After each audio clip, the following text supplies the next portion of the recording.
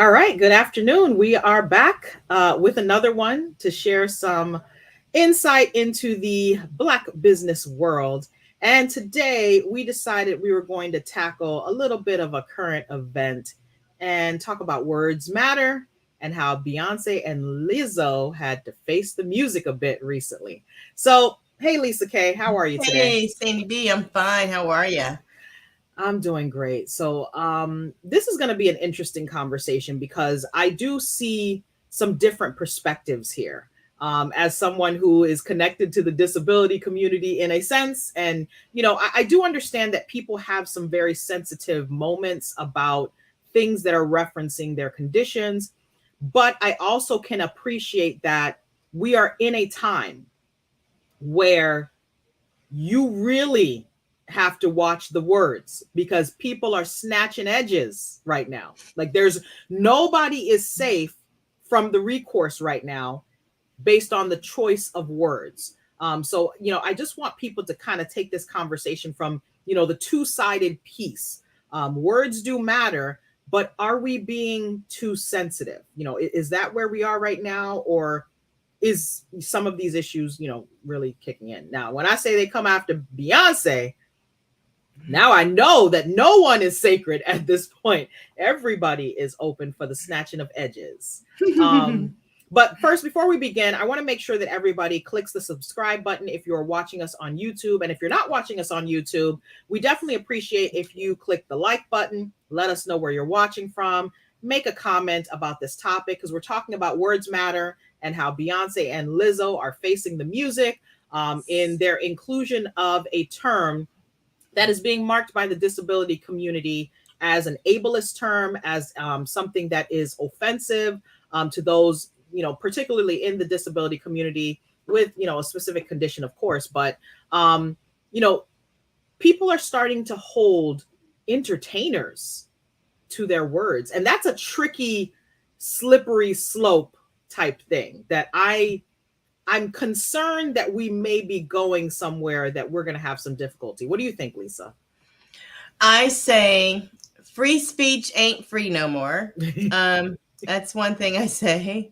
Apparently, there's a price to be paid, Right. and it could be a politically correct issue, and it has to be dealt with in real time.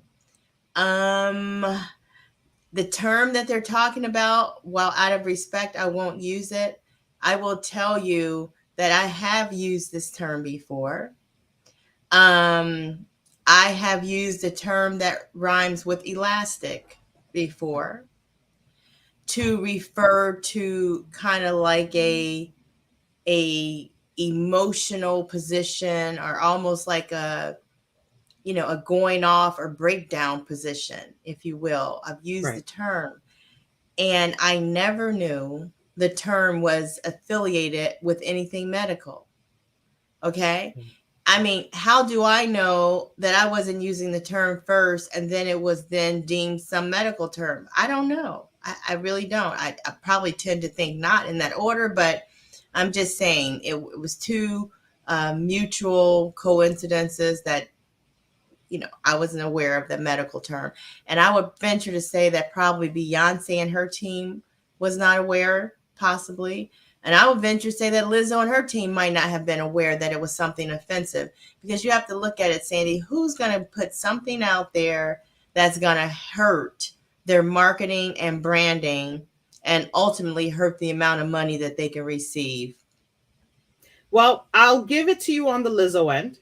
I can't give it to you on the Beyonce end. And I'm going to only say this.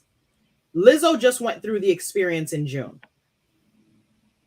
This situation just happened in July now. How do you not know what's going on here? Because there was a whole thing about the outrage against Lizzo. Now, maybe some will say, well, Lizzo is not as big of a star as Beyonce and whatever. That's fine, but it was all over the place. Like you couldn't get on social media without you seeing, this storyline.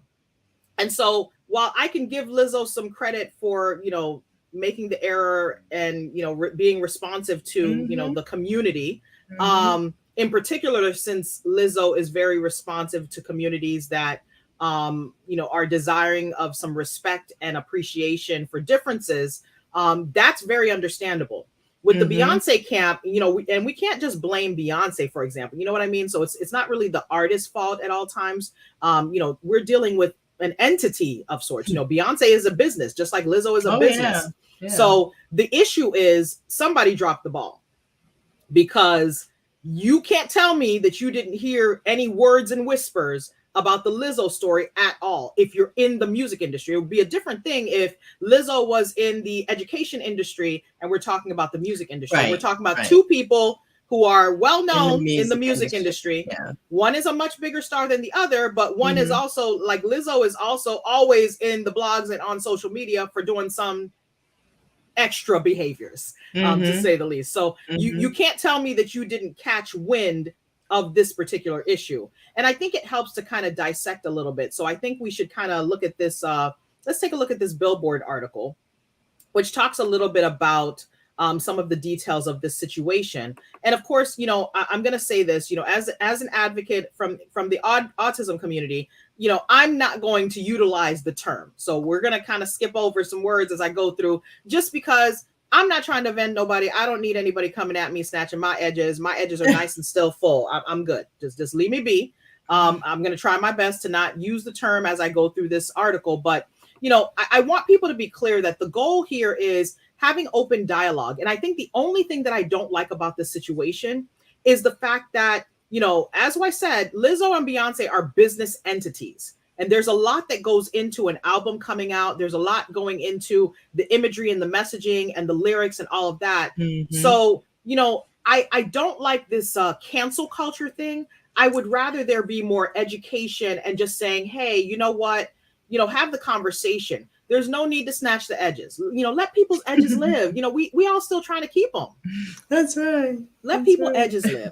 But let's take a look at this article. Billboard says this is why disability advocates say it's not okay to use this term. Okay. So Beyonce and Lizzo have been called out recently about their use of an offensive term. And both of them used this term in one of their songs. And I don't know if Beyonce used it. I don't know if it was used once or multiple times, but I think this article might touch on that. So both of them have been called out recently for using an ableist term on their album tracks. To their credit, both women reacted quickly to the backlash, Lizzo swiftly removing the offensive term in early June from her special song Girls after being called out by a disability advocate. And then, unfortunately, now Beyonce came on and in late July repeatedly used the same word on her Renaissance track, Heated. Now, of course, we could have our opinions about whether they used it in a certain context. We'll go through that. In both cases, the apparent intention was to refer to someone who appears to be out of control, not able to control their actions, employing it as like a slang that has long been used as a playground taunt. That is not, however, how differently abled people see it. So what Billboard did was they reached out to a writer who has taken on the hurtful deployment of the word in her writing, and a college professor who specializes in issues surrounding disability culture and identity, to get a sense of why Bey and Lizzo's lyrics struck such a harsh note. So already we're getting the idea that, these two women utilized the term in their songs, but quickly responded to the backlash. So, I think I really appreciate kind of beholden to the people, right? People are the ones that purchase their albums. These are their supporters. These are the reason that they can be these superstars. The only concern is something that you mentioned, Lisa, and I want you to mention your concern right now before we go to this next part of the article. This can create a slippery slope. What do you think? I really do. Well, number one, I think we get into this whole issue about language and words that we can use. And it's not that you can't use them, but like you said, folks will have their edges snatched, or their kitchens pulled or something. Right. Yeah, so I have a problem with that. And then I see that there's been a history of the usage of this so-called derogatory term, right, going back well before Beyonce and Lizzo. As a matter of fact, there's a history of several other artists, and you might be showing this in the article next. Yeah. I'm not sure, but it's a lot of different artists who've used this, and there are some artists who have that actual derogatory term in their stage names. So you get on the stage and you're not listening to Jazzy Jeff, and I won't say who you listening to, but you know what I'm saying? Look, these folks have been using this term for a while. Yeah. And so in 2022, the year of our Lord, some folks not the year of our Lord. Yeah, in the year of our Lord, some folks gonna get real upset at this current time. Right. And yes, I thank Lizzo and Bey for responding so appropriately and so timely. But you know what? Some of this also begins to feel a little bit arbitrary. Right. I'm just saying. I mean, I can definitely appreciate that. I think that we are in a time, and I think it's just a sign of the times, because I want you to think about what 2020, 21, and 22 have reflected. Nobody is allowing anything to slide at this point. So if someone is offended, there's going to be a backlash. We've seen plenty on the cancel culture block. Yeah. We've seen plenty on the we're calling you out, we're highlighting your behavior. We've seen this whole series with the Karens. We've seen this whole series with, you know, the racists that are making comments on their social media being dragged. We've seen folks who have attempted to, you know, abuse women being dragged. We've seen folks who have made just comments in their comedy bits be dragged. So nobody's allowing this idea that because you are an entertainer, that it's okay. Because you are a celebrity, a superstar, or an athlete, people are being dragged. They don't care if you're a college professor or if you are, you know, driving the bus. They are dragging you. And I think it's just come to a point where because there's been no pushback on the draggings, you know, people are participating in this, right? Because as soon as you see something, what does everybody do? Oh man, why did they do that? Oh, okay, so I got to comment now, or I got to share it. Well, guess what you've created? You've created cancel culture. And so now even Queen Bee, you know, Bey, the Hive is not safe. Yeah. So to me, it really is a humbling situation, because it reminds us that while we're trying to cancel other people for things, that cancel culture comes back to us too now. So we have to understand that we can't pick and choose. So if we're going to do cancel culture over here, now we can do cancel culture over here. So we need to stop doing cancel culture is what needs to happen. And we really need to start addressing people's behavior for what they are and stop canceling people, right? We need to start addressing behaviors. And that's why in this situation, I really felt like it was like, do we really have to do an uproar, or can we just talk about it and maybe do some education and say, why is it hurtful? And make people feel your side instead of making people feel like, oh, here come another group. Oh, now you offended. Now you being sensitive. I mean, you know, I don't think it's people being sensitive. I think it's people not realizing that everything is not for outrage. Right. Not everything. And then I think we also know that the reason why Beyonce or Lizzo reacted so quickly is because their pocketbook can be affected that money all day long. If they didn't come out and make these changes right away, it may not be that they personally, you know, buy into whatever the notions are that are being stated, but they're going to react. Because number one, I mean, it just makes sense. They don't want to be offensive. I don't think that's their angle. And then number two, they're not trying to hurt their pocketbooks.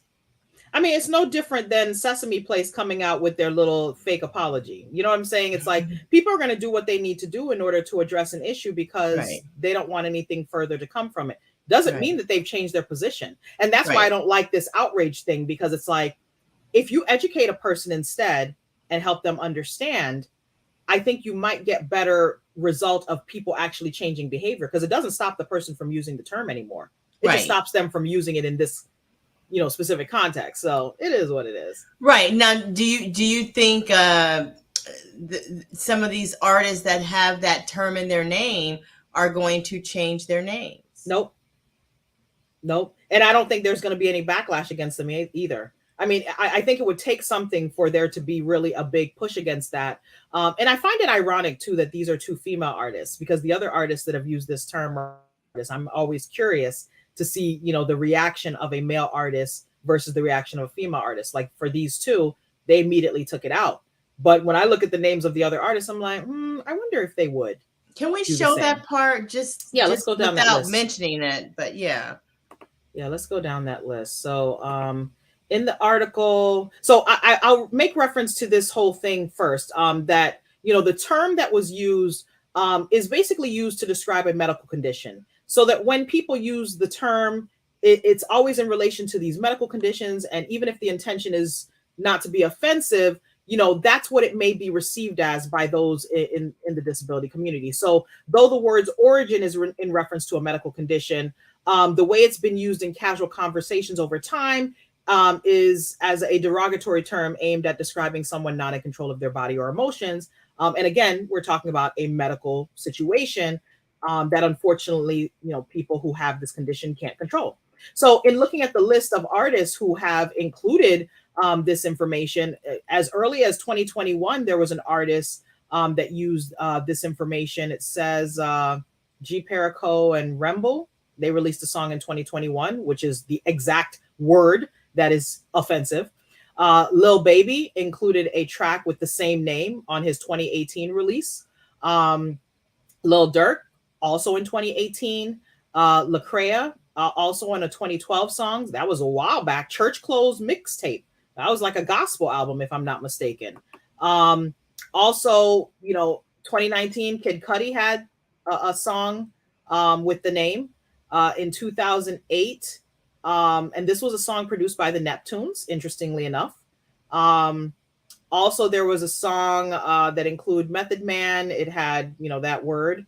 T.I., Lady LaSure, Fredo Santana, Grandmaster Flash, Furious Five. I mean, the Waka Flocka Flame, Yo Gotti, Riff Raff. I mean, and then there's 1, 2, 3, 4 artists listed who are using the name, this derogatory term that is, Beyonce and Lizzo are facing backlash about, in the name of their actual stage name. Yeah. So, I'm always curious to see how these responses play out, because it's like, well, if you're going to have backlash to these two really large, impressions in the music industry, well, what about some of these other artists? Right. Does it matter to you that they're using it, or is it only because of the reach of a Lizzo or a Beyonce? Mm-hmm. So, I don't. And here's a comment that was made here. You would expect that these incredibly strong Black feminist figures should be aware of the complexity of language. Now, here's the thing. Why you have to bring in, the fact that these individuals have a strong positioning when it comes to, being Black women and things like that. Like, why does that have anything to do with this? Because the issue is not about their feminism here, right? This is the issue is not about them advocating for their community. The issue is about whether or not they knew this term would offend anybody. And it's clear that they both did not. Mm-hmm. And I won't say it's clear. Based on what we know at the surface, they did not, because they put it in a song. If they believed that this was going to be offensive, why would they put it in a song? I don't know that there would be a good reason for them to do so.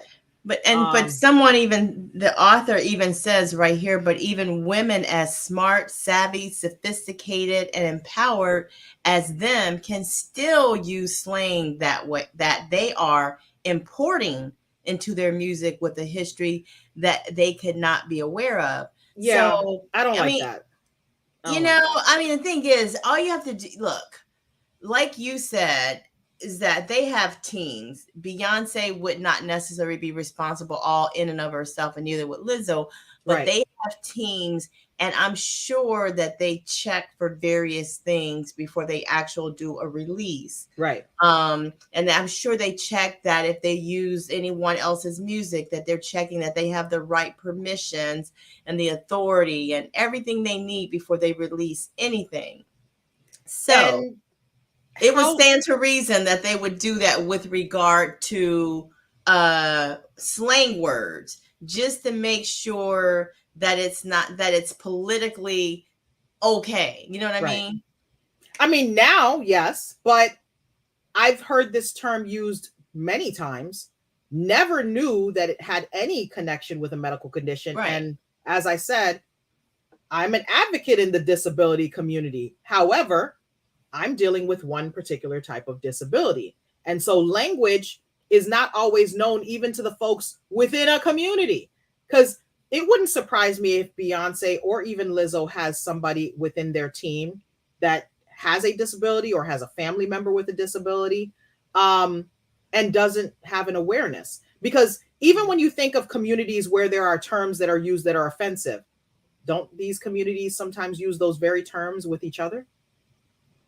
I mean, I mean, yes. let's think about that, right? Like that, those are some fair things for people to think about, that we sometimes use offensive terms with each other.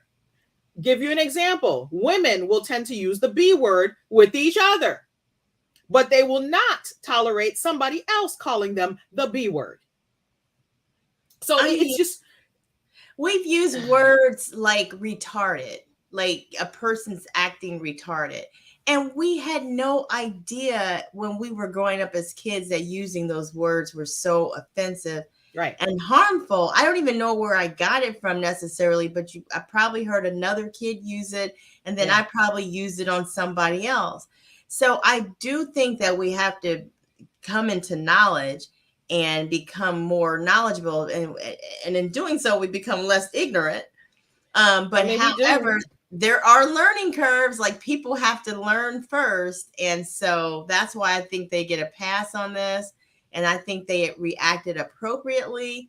But I don't know, we just have to. Do you think there's too much sensitivity going on out there in public? I don't particularly think there's too much sensitivity. I think that there's a lack of communication. I think you're allowed to feel how you feel. I just don't think that you should make me feel like I'm offending you when I'm not. So I think there has to be room for two things can be right at the same time. That's really what it Hmm. comes down to. So I don't have to cancel someone that does something that offends me. I have to make myself aware that not everybody is going to know what offends me. That's a more fair position to be in, to me, than to just cancel everybody as soon as they say something. You know, it's the same as sometimes people will want to cancel people that say the N-word. But you Negro are saying the N-word all the time. How are you trying to cancel something? Like, I think we have to make room for understanding that we can't just do whatever we want to do and expect everybody to know what we feel, and vice versa. I can't know what offends Lisa unless Lisa tells me. Lisa can't know what offends me unless I tell her. And if someone clearly doesn't know, the answer to that is not outrage and cancellation. It should be, hey, they maybe don't know. Maybe I need to educate them. Now, did they need to remove it from their song? I don't know. I don't know if that's my necessary position. I'm not the one that it offends. But if it offends people, then it's something for the artist to consider, because who is the artist playing music for? People. So that's why in Yes, this Sandy. context it makes sense. If you're feeding into people, people are our clients, for example, Lisa. If we choose to use terms that are offensive to the community that we serve, we're beholden to them. We have to respond to them. And it's our choice to either stand firm in what we want to say, or we may have to say, you know what, I'm sorry that offended you, and I'm going to take that out. That reminds me of Just saying. something that happened to me on the phone once, when I thought, when I didn't realize I was on the speakerphone. But anyway, I like I'm can only saying, imagine what was said. Mm-hmm. yeah, that was like followed by profuse apologies. Woo! I was like, oh, you heard that? Oh my God. But Oh Lord. at any rate, I will tell you that we do have to be really, really careful that everything is. I think everything is starting to feel like you have to check everything you say. That's the way it's starting to feel, Yeah. that you have to be more politically correct than not. And I do feel that if Beyonce and Lizzo had not responded when they did, after they were informed, I Right. think they would have felt some negative reverberations. And I think folks could have started pulling music off shelves and off streaming services. I do think it could have gotten that bad. Well, So it's almost like you're going to be forced to deal with certain things or else. And as far as I know, isn't that what cancel culture is all about? well, not necessarily though. Let's think of it from this perspective as well. If your objective is to be in certain positioning, you are going to be responsive to what people have to say. But if you're like I'll give an example, Dave Chappelle. He's said plenty of things that were offensive to different community, at least that communities felt are offensive. But he's not beholden to them in that light. It's like if you want to follow Dave Chappelle, you can. If you don't, you can choose not to. But stifling his voice, he's demonstrated already that you're not going to stifle his voice, right? Now, if he was tied to working in the industry in a way where other people dictate what he puts out, it's a very different context, right? Yeah, yeah. Because no matter what he said, he still has a following, still has people who support him, still has people who are against the people that are trying to cancel him. So I think it also matters that Lizzo and Beyonce are in a different space. They are both very much tied to keeping people happy. Yeah, definitely. So if Beyonce wanted to, she could be like, I didn't mean anything by it, and I don't see what your problem is, and I'm going to do what I want to do. She could. She very well may still have people following her. Trust. Yeah. But she also, I think, operates under different types of entities and has certain affiliations and connections that she's not going to want to lose. Right. So it's also a question of, are you beholden to the dollar that is tied to what you're doing? Or are you allowed to be the person that you are without having to answer to, I almost want to describe it as the powers that be, right? If you're able to call your own shots and make your own money, then you're not as pliable to the things that people may have outrage over, because you may still be able to stand your positioning, stand in your voice, if that's what you firmly believe. Because here in this instance, we have to think of it too. They didn't know that it was offensive to anyone. I don't imagine, at least I would hope, I don't imagine that they would want to use a term that they know is offensive to someone. And if they knew, they probably wouldn't have done it to begin with. Sandy, look, in a minute, it's going to be politically incorrect to say, you're so crazy. In a minute, it's going to be politically offensive to say just something like that, that we never thought twice about, but every single word could have a reverberation. So that's where we've come down to. So we have to be very careful, and it sounds like politically correct in the public space, or otherwise it could come back to haunt us all who's out here in this space. I mean, the only thing that you have to think for all of this is technology, because with more advancements in technology, the voices of dissent are louder. So back in the day, if something like this had happened, these albums would have gone out and you'd either have to deal with it, or your outrage would have to have translated into action, and you would have to go somewhere to try to get your money back. Right now, it took them nothing to remove it, technically. And unfortunately, with the age of technology, this viral moment of the backlash is very easy. It's like a snap of a finger. Yeah. So part of the problem is it's not just people responding in backlash. It's the fact that we don't recognize when we're participating in the backlash. So we always think when we see certain groups respond, it's like, oh, they have to say something. But what about when we do it? We engage in it all the time. Anytime we see something in the social media space and we share it, and we're posting a comment, and did anybody have to comment on this particular situation? No, people could have just been quiet. You don't like it, don't listen to it. Yeah. But guess what? Nobody can just, all right, it's not my problem, not my business, I ignore it. Nobody can do that right now, because everybody's in the moment of, so when something happens, oh, got a video recorded, oh, got to post a comment. I've had some opinions about a lot of things that have happened. I have opinions about a lot of artists and a lot of things, but when I see their stuff and I don't like it, I just don't watch it. Yeah. I don't It's even as have simple to as comment that. on it. Yeah, it's as simple as that. But we're not in that time. Everybody has to have a comment and say something and do something and be something. And nobody's allowed to just have an existence without somebody's feedback. Yeah, and ride the big waves, ride the waves of Beyonce, ride the waves of Lizzo, and leave all these little, scraggly little artists who don't have the big names, leave them on the side, and we'll save the headlines on this for the big artists, because we Hey, can't, hey, that people do what they do, and they're gonna do what they do. Just hey, like I'm looking for the protect Black women people right now, because this is 2 Black women that are being targeted for this, but I don't hear no protect Black women.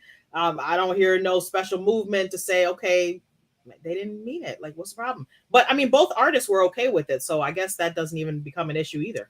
yeah, it's just one of those things. We just have to realize that the space we're in, and that you might have to make some retractions depending on what you say in that public space. And most of all, free speech ain't free. I mean, I think the business response from this is the following. Um, if you're going to say something in the public space, even if you didn't record it yourself, someone may be recording you. If you're going to say something in the public space, you're going to have to be ready to lean in on what you said. Yeah. And if you don't believe something that you're saying, you might not want to say it. Yeah. You might want to be careful about the things that you use. Like, even with you and I on this show, we have opinions and thoughts and processes. My opinions are not Lisa's opinions. Lisa's opinions are not my opinions. We share some opinions about different things. But I don't need you to cancel me if I say something that you don't like. I need you to understand that that's just my opinion, and you can post your opinion, and then we can have a dialogue, because I think we're at a place where individuality is lost, and it's like a mob mentality. And so if something happens, like a situation like this, your mob's going to hit you. So if you're a business owner right now, what this resonates with me is, hey, when I say something, I got to be ready with whatever's going to come. And sometimes I'm going to have to be ready to eat that humble pie. And other times I'm going to have to be willing to sit on something that I firmly believe, with the backlash, whatever that may be. I'm going to have to sit in it if that's what I believe, because I'm not going to be free now to think that freedom is free. Right. I mean, we as Black people already know it ain't. So we should know this by now. You can either sit in it, or you can go ahead and apologize and remove the lyrics immediately, or back up off your words, or however it came out there, however it was published. Do some type of retraction, and you'll probably be okay. But if you want to stand in that space, be ready to take whatever repercussions are coming your way, because there may definitely be some. And the bigger you are on the totem pole, probably the harder they'll try to take you down, and the harder the fall can and will be.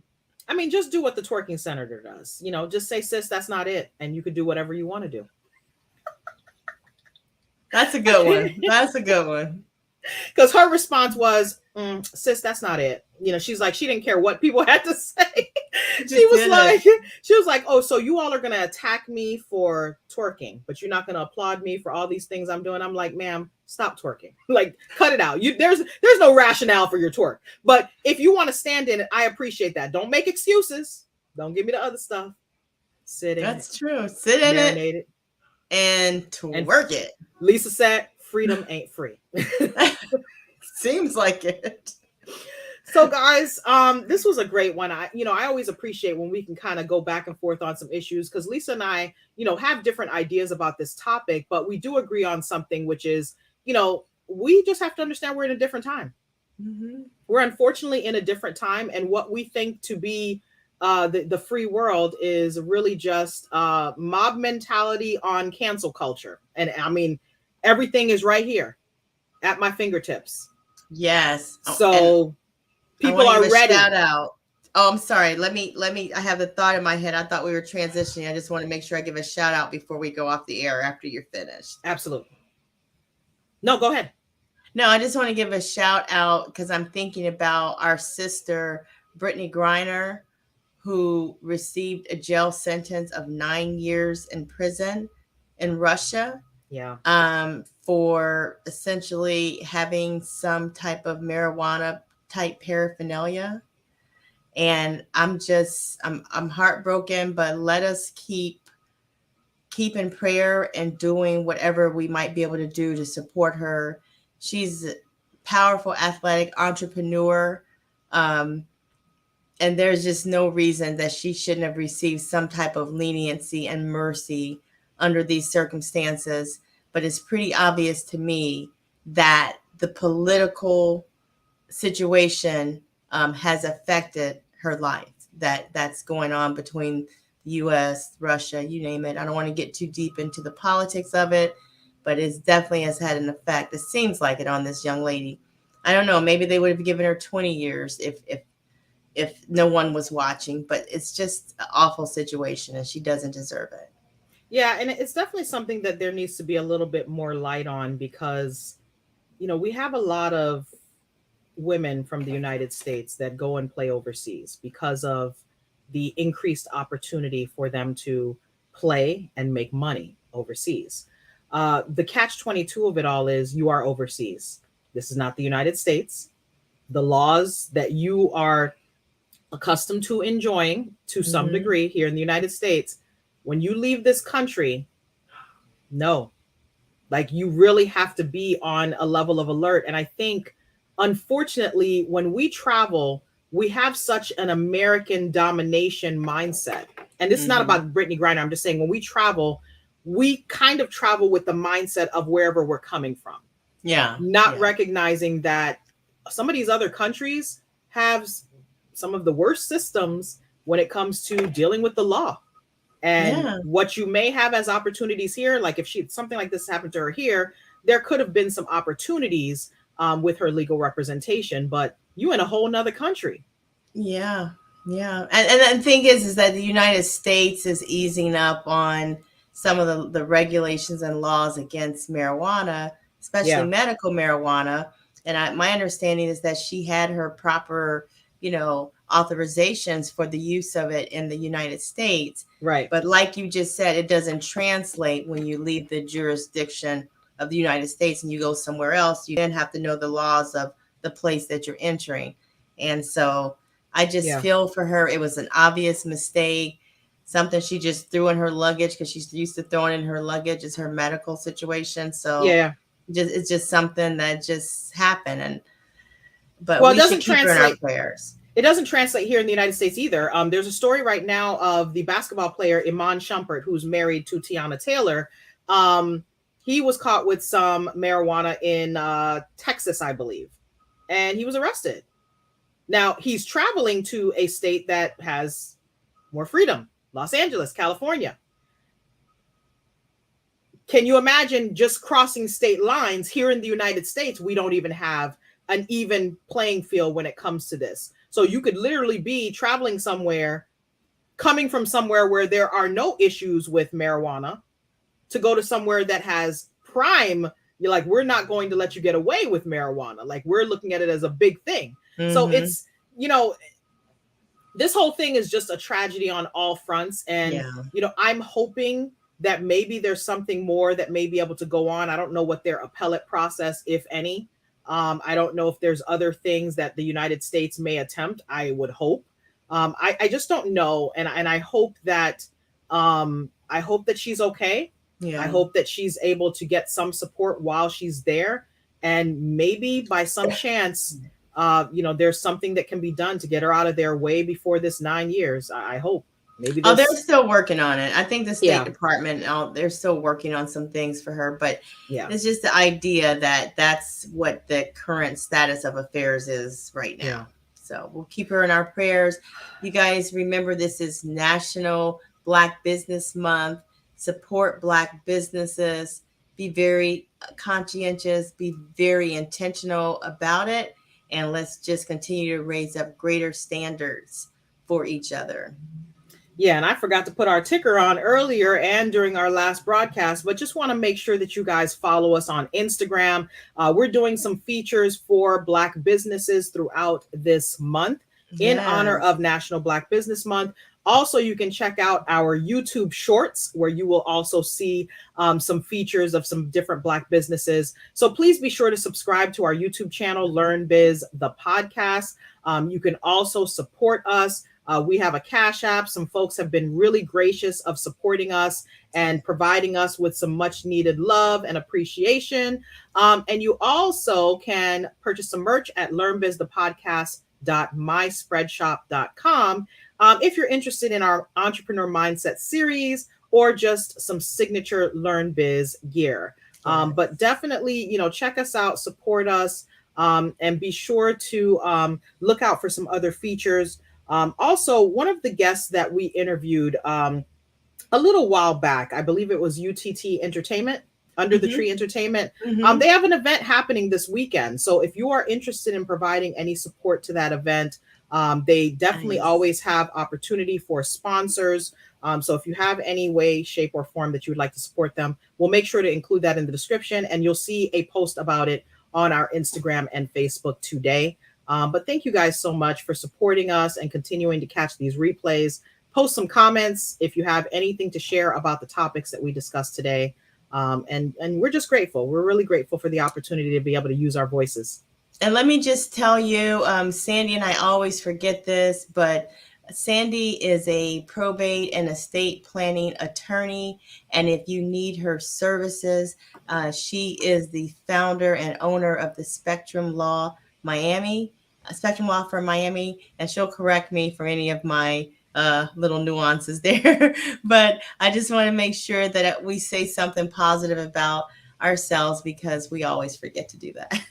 Well, I mean, definitely. And real estate is Lisa's forte. So she is a broker associate, and she can make sure that you get into the property of your dreams if you just tap in.